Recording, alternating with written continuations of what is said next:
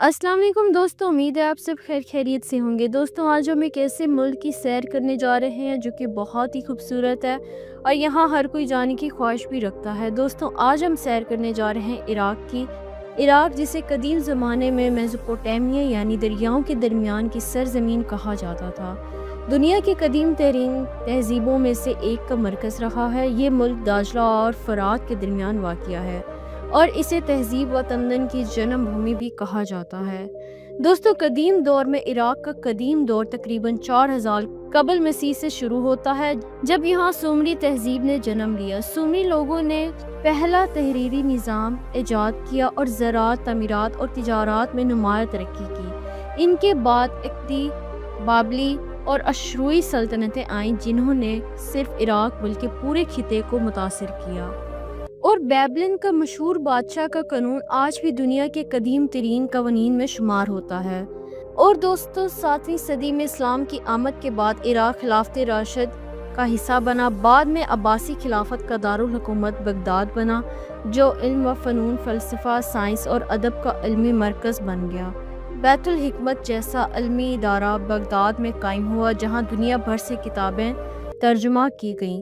ये दौर इस्लामी तारीख़ का सुनहरी ज़माना माना जाता था। और दोस्तों, 1258 में मंगोल हुक्मरान हलाकू खान ने बगदाद पर हमला किया, शहर को तबाह किया और लाखों लोग मारे गए। इसके बाद इराक मुख्तलिफ सल्तनतों के ज़ेर असर रहा, जिनमें सफ़वी, उस्मानी और दीगर शामिल हैं। 16वीं सदी में उस्मानी सल्तनत ने इराक पर कब्ज़ा किया और तकरीबन 4 सदियों तक हुकूमत की। पहली जंग अज़ीम के बाद बरतानिया ने इराक पर कब्ज़ा करके इसे अपना ज़ेरे नगीन इलाका बनाया। 1932 में इराक ने आज़ादी हासिल की, लेकिन बरतानिया का असर व रसूख बरकरार रहा और जदीद दौर और तनाज़ात में 1958 में बादशाहत ख़त्म करके जमहूरियत कायम की गई। बाद में सद्दाम हुसैन के दौरे हुकूमत में इराक ने ईरान के साथ 8 साल जंग की और 1990 में कुवैत पर हमला किया, जिसके नतीजे में खलीजी जंग हुई। 2003 में अमेरिका और इसके इत्तेहादियों ने इराक पर हमला करके सद्दाम हुसैन को मज़लूल कर दिया। 2003 के बाद इराक को सियासी अदम इस्तेकाम, फ़रका वाराना तशद्दुद और दहशतगर्दी के शदीद मसाइल का सामना रहा। दैश के रूज और ज़वाल के बाद भी मुल्क में अमन व इस्तेकाम मुकम्मल तौर पर बहाल नहीं हो सका, लेकिन तेल की दौलत और तरीकी वारसे की बदौलत इराक अब भी खिते में एक अहम मुल्क समझा जाता है। और दोस्तों, इराक की आबादी मुख्तलिफ नस्ली, लिसानी और मजहबी गिरवाहों पर मुश्तमिल है, जो इस मुल्क को एक कसीर सकाफ़ती माशरा बनाती है। इराक में सबसे बड़ा नस्ली गिरवा अरब है, जो कुल आबादी का तकरीबन 75 से 80% है। उनके बाद किर्द आते हैं, जो शुमाली इराक में बड़ी तादाद में आबाद हैं और अपनी ज़बान और सकाफ़त रखते हैं। उसके अलावा तुर्कमान, अशूरी, अर्मनी और यजीद भी इराक के समाजी नक्शे का हिस्सा हैं। इराक की सरकारी ज़बानें अरबी और कर्दी हैं। अरबी इराक के वस्त और जनूब में ज़्यादा बोली जाती है, जबकि कर्दी शुमाल में। इसके अलावा तुर्कमानी, सरियानी और अर्मनी ज़बानें मखसूस इलाकों में बोली जाती हैं। इराक में इस्लाम सबसे बड़ा मज़हब है। मुसलमान आबादी में शिया और सुन्नी दोनों शामिल हैं, जिनमें शिया अक्सरियत में हैं। इसके अलावा मसीही, यजीदी, सबाही और दीगर अक़लीतें भी मौजूद हैं। और दोस्तों, इराकी लोग मेहमान नवाजी, ख़ानदानी रिश्तों और सकाफ़ती रिवायात में मजबूत हैं। देहात में लोग ज़्यादातर खेती बाड़ी या मुआशी बानी करते हैं, जबकि शहरों में तिजारत, सनत और सरकारी मुलाजमत आम है। इराकी माशरा मौसीकी, शायरी और अरबी खताती से गहरा लगाव रखता है। इराकी खानों में चावल, गोश्त, सब्जियां और मसाले अहम हैं। और अगर दोस्तों बात करें अरबईन की, अरबईन इराक का वो अजीम मजहबी इज्तिमा है जो हर साल करबला में इमाम हुसैन और उनके साथियों के शहादत की याद में मुनक्किद होता है। ये दुनिया का सबसे बड़ा सालाना इज्तिमा समझा जाता है, जिसमें करोड़ों ज़ायरीन दुनिया के कोने कोने से शामिल होते हैं। अरबईन में आने वाले लोग हर उम्र, ज़बान और कौम से ताल्लुक़ रखते हैं।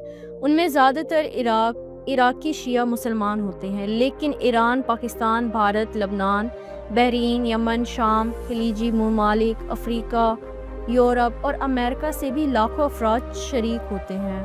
ख़ास बात यह है कि यहाँ सिर्फ शिया ही नहीं, बल्कि सुन्नी मुसलमान, मसीही, हतनी के दूसरे मज़हब के लोग भी अज़ादारी और खिदमात में शरीक होते हैं। और दोस्तों, अरबईन की सबसे नुमाया रिवायत पैदा रवी है। زائرین سینکڑوں کلومیٹر کا سفر پیدل طے کرتے ہیں، خاص طور پر نجف سے کربلا تک کا 80 کلومیٹر کا راستہ جو تقریباً 3 دن میں طے ہوتا ہے۔ اس سفر میں لوگ ہاتھوں میں علم، جھنڈے اور تصویریں اٹھائے رہتے ہیں اور ایک دوسروں کا حوصلہ بڑھاتے ہیں۔ عراق کے مقامی لوگ خاص طور پر کربلا، نجف اور درمیانی شہروں کے رہائشی زائرین کی خدمات کو سعادت سمجھتے ہیں۔ وہ موقف لگاتے ہیں جہاں کھانا، پانی، چائے، طبی سہولیات، ہتھنی کے آرام کے لیے جگہ بھی مفت دی جاتی ہے۔ یہ خدمات شیعہ، سنی اور ہتھنی کے غیر مسلم لوگ بھی انجام دیتے ہیں۔ اور دوستو، اربعین کے لوگ عاجزی، اصرار اور بھائی چارے کی ایک زندہ مثال پیش کرتے ہیں۔ یہاں کسی کا رنگ، نسل یا ملک اہم نہیں رہتا، سب یا حسین کے نعرے میں متحد ہو جاتے ہیں۔ راستے میں دعائیں، نوحے اور قرآن کی تلاوت گونجتی رہتی ہے، جبکہ لوگ ایک دوسرے کو مدد کے لیے پیش قدمی کرتے ہیں۔ اگر دوستو اب عراق کے طرز زندگی کی بات کریں تو عراق کا طرز زندگی اس کی قدیم تہذیب، اسلامی ورثے اور عربی روایت کا حسین امتزاج ہے۔ یہاں کے لوگ اپنی مہمان نوازی، خاندانی وابستگی اور مذہبی روایات کے لیے دنیا بھر میں مشہور ہیں۔ عراقی معاشرے میں خاندان سب سے مضبوط اور اہم ادارہ ہے۔ بڑے خاندان عموماً ایک دوسرے کے قریب رہتے ہیں اور خوشی و غم میں ساتھ ہوتے ہیں۔ بزرگوں کی عزت اور ان کے رائے کو خاص اہمیت دی جاتی ہے۔ شادی بیاہ اور مذہبی تقریبات میں رشتہ دار اور دوست بڑی تعداد میں شریک ہوتے ہیں۔ اور دوستوں، دیہات میں زندگی سادہ اور زرعی بنیادوں پر ہے، جہاں لوگ کھیتی باڑی اور معاشی بانی سے وابستہ ہیں۔ شہروں میں جدید طرز کی رہائش گاہیں، بازار اور دفتر موجود ہیں، لیکن روایتی طرز تعمیر کے گھر بھی عام ہیں، جن میں صحن، محرابی دروازے اور لکڑی کے دروازے دیکھے جا سکتے ہیں۔ عراقی کھانوں میں چاول، گوشت، دالیں، سبزیاں اور مسالے بنیادی اجزاء ہیں۔ چائے پینا عراق کی روزمرہ زندگی کا لازمی حصہ ہے اور اکثر لوگ دن میں کئی مرتبہ چائے پیتے ہیں۔ اور دوستو، عراق کی زندگی مذہبی تقریبات سے گہری جڑی ہوئی ہے۔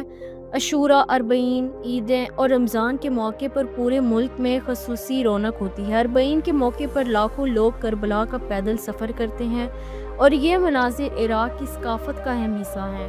عراق عربی موسیقی، شعر و ادب اور خطاطی کے لیے مشہور ہے۔ مقام عراق ایک روایتی موسیقی کا انداز ہے جو صدیوں سے مقبول ہے۔ عربی شاعری، داستان گوئی اور لوک کہانیاں آج بھی عام ہیں۔ اور دوستو، عراق تاریخی، مذہبی اور قدرتی حسن سے مالا مال ملک ہے، جہاں قدیم تہذیبوں کے آثار اور مقدس مقامات دنیا بھر کے لوگوں کو اپنی طرف کھینچتے ہیں۔ یہاں کے شہر اور مقامات صرف عراقی تاریخ کے نہیں بلکہ پوری انسانی تہذیب کے اہم سنگ میل ہیں۔ بغداد عراق کا دارالحکومت اور عباسی خلافت کا قدیم مرکز، یہاں کبھی بیت الحکمت جیسے علمی ادارے اور شاندار بازار آباد تھے۔ آج بھی بغداد میں تاریخی مساجد، پل اور پرانی گلیاں دیکھنے کو ملتی ہیں۔ کربلا امام حسین اور ان کے ساتھیوں کی شہادت کا مقام، کربلا میں روضہ امام حسین اور روضہ حضرت عباس دنیا کے بڑی مذہبی مراکز میں شمار ہوتے ہیں۔ اربعین اور عاشوراء کے موقع پر یہاں کروڑوں زائرین آتے ہیں۔ نجف اشرف حضرت علی علیہ السلام کا مزار یہاں واقع ہے، جو دنیا بھر کے مسلمانوں خصوصاً شیعہ زائرین کے لیے سب سے اہم مقام ہے۔ نجف علمی اور دینی اعتبار سے بھی مشہور ہے، کیونکہ یہاں کا حوزہ علمیہ صدیوں سے علمی سرگرمیوں کا مرکز ہے۔ اور دوستو، شمالی عراق کا تاریخی شہر جو دجلہ کے کنارے آباد ہے، یہاں قدیم چرچ، قلعے اور آثار قدیمہ موجود ہیں۔ قریب ہی نینوا کے کھنڈرات ہیں جو عاشوری تہذیب کا حصہ ہیں۔ اور دوستو، قدیم دنیا کے عجائب میں شامل بابل کے مالک باغات علاقے میں تھے۔ یہاں بابلی سلطنت کے کھنڈرات اور شاہی محلات کے آثار آج بھی موجود ہیں۔ عباسی خلافہ کا دارالحکومت رہ چکا ہے۔ یہاں کی مالویہ مینار والی جامع مسجد دنیا کے منفرد تاریخی ڈھانچوں میں شمار ہوتی ہے۔ سامرا میں امام حسن عسکری علیہ السلام اور امام علی نقی علیہ السلام کے مزارات بھی ہیں۔ اور دوستوں، دریائے دجلہ و فرات عراق کے قدرتی حسن کا سب سے بڑا ذریعہ، یہ دونوں دریا ہیں جن کے کنارے ہزاروں سال سے تہذیبیں آباد رہی ہیں۔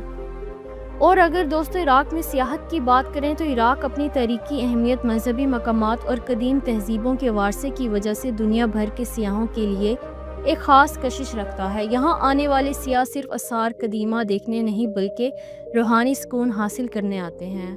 عراق میں مذہبی سیاحت سب سے زیادہ مقبول ہے، جیسے کہ کربلا، نجف الاشرف، کاظمین، سامرا، जैसे मकामात हैं जो सियाहत को अपनी तरफ मतवज्जा करते हैं। और अगर तहरीकी व सकाफती सियाहत की बात करें तो बाबिल, नैनवा और अशूर, हतरा जैसे मकामात अपनी तरफ मतवज्जा करते हैं। और दोस्तों, मौजूदा हालात और सियाहती सहूलियात अगरचे इराक़ को गुज़िश्ता दहाइयों में जंग और बदआमनी का सामना रहा है, लेकिन अब कुछ इलाकों में हालात बेहतर हो रहे हैं और सियाहती सरगर्मियाँ दोबारा शुरू हो रही हैं।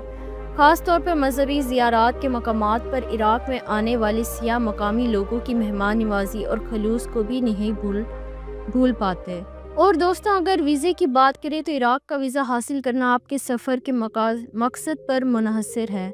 चाहे वो मजहबी ज़ियारात हों, सियाहत, कारोबार या सरकारी दौरा, इराक़ में दाखिल होने के लिए वीज़े के बुनियादी शराइत ये हैं। मजहबी वीज़ा जैसे कि ज़ियारात वीज़ा करबला, नजफ़, काज़मैन या सामरा में ज़ियारात के लिए जारी किया जाता है, ख़ास तौर पर अरबईन या आशूरा के मौके पर। सियाहती वीज़ा तरीकी मकामात, आसार कदीमा या दीगर शहरों के सैर के लिए। सियाहती वीज़ा तरीकी मकामात, आसार कदीमा या दीगर शहरों की सैर के लिए। कारोबारी वीज़ा तिजारती मुलाकातों, सरमायाकारी या कॉन्फ्रेंस में शिरकत के लिए।